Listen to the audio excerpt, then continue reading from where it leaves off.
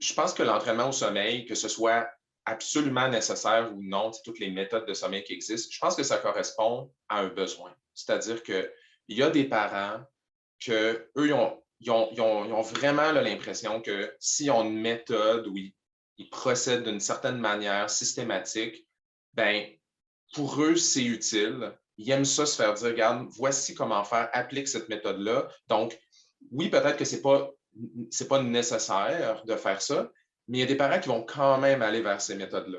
Donc, moi, personnellement, mon impression de l'extérieur, c'est que c'est pas grave que des parents décident d'employer une méthode de sommeil pour ceux à qui ça convient.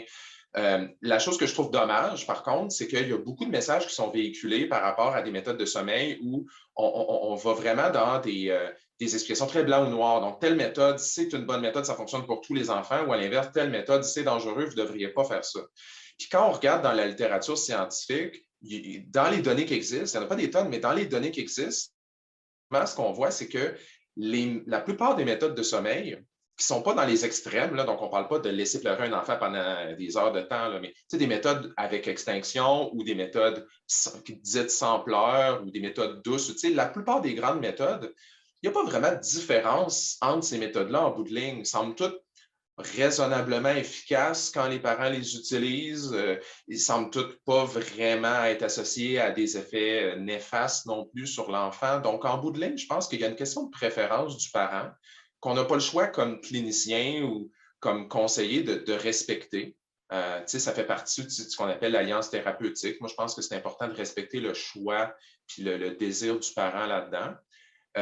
Mais après ça, il faut aussi dire aux parents, regarde, je veux dire, ultimement, il n'y a pas une méthode qui est largement supérieure à une autre ou qu'il n'y a pas une méthode qui est largement plus sécuritaire qu'une autre.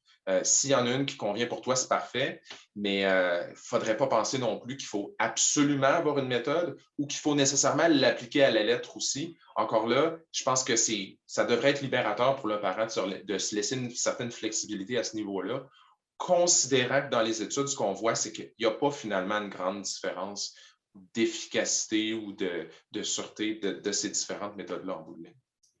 Si je rebondis un peu sur ce que tu dis, je trouve que ce qui est important aussi, puis il y a des études qui le démontrent, c'est que les deux parents se mettent d'accord et soient en accord avec la méthode. C'est un peu comme un tricot. Hein? Si un tricote d'un bord, puis l'autre défait les mailles de l'autre, mais qu'est-ce qui arrive? On n'a jamais de chandail.